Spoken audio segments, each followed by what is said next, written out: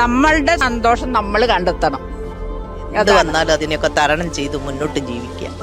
ജീവിതത്തിൽ പ്രായമേറും കാലത്ത് പ്രിയമേറും ജീവിതം. I am young senior. സ്വന്തം ക്രിയേറ്റിവിറ്റിയും കഴിവുകളും ഡിസ്കവർ ചെയ്യാനുള്ള ഒരു ലൈഫ് ജേർണി.